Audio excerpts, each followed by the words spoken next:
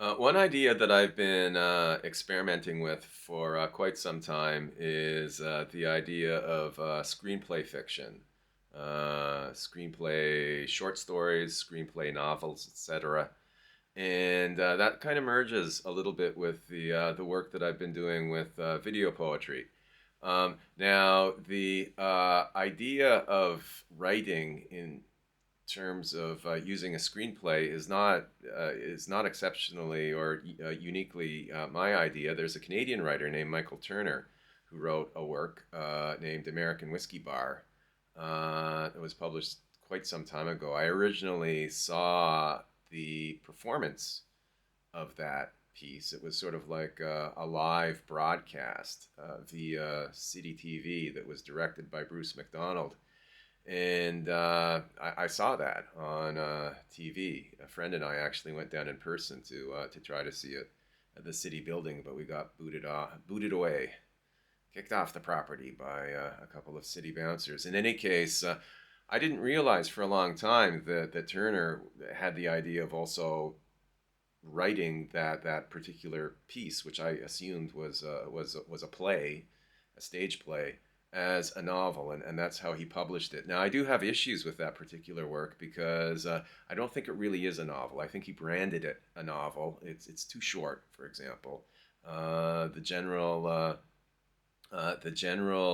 rule of thumb for length in terms of novel writing is 40,000 words, and American Whiskey Bar is far short of that, and it just doesn't have the structure of a novel. But another thing that I really wanted to incorporate in my work was imagery and still photos, and also the idea of storyboard roughs. That was the term that I came up with.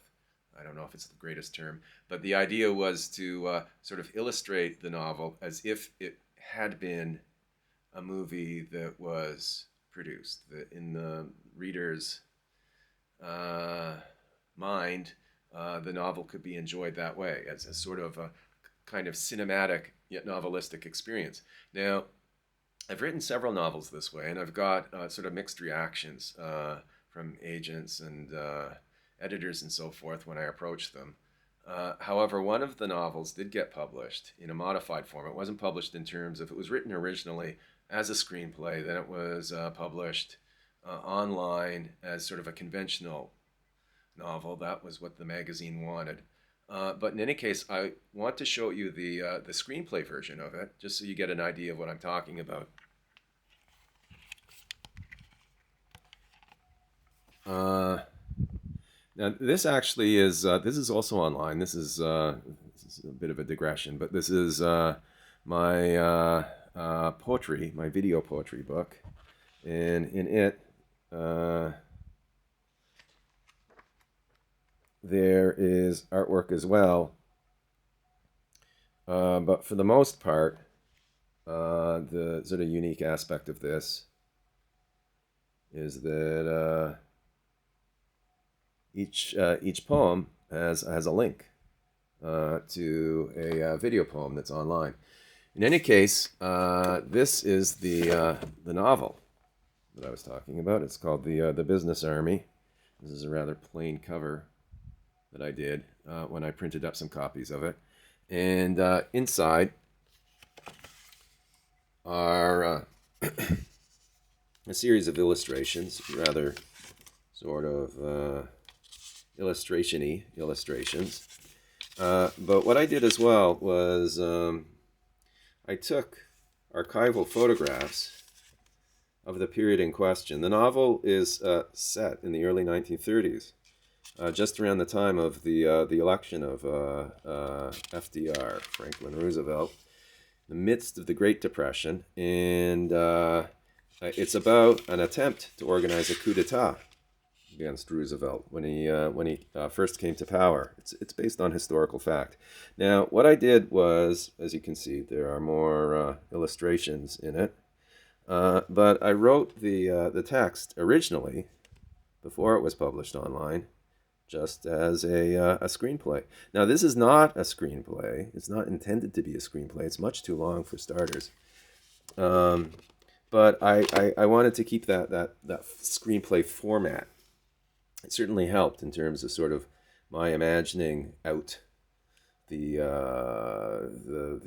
action of the novel. And so I'm just going to read just a little bit from it. Fade in, exterior, a major thoroughfare. Day. Title, July 28th, 1932, Washington. SFX, the excited whinny of horses rearing, the screams of people beneath their spinning hooves. The camera shakes. A crowd is being broken up by mounted policemen. A battalion of soldiers appears in the background. Cut to the rear of this chaos, next to some parked cars and a picket fence.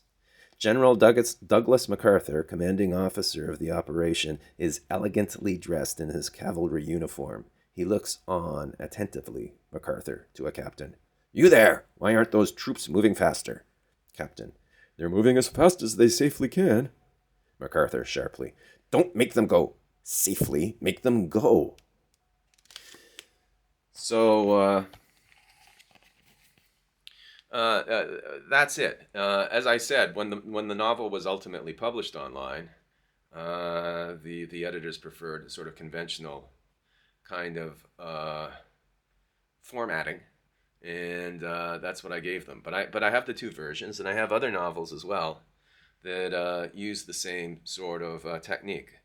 I think it is one approach that might really work with contemporary fiction.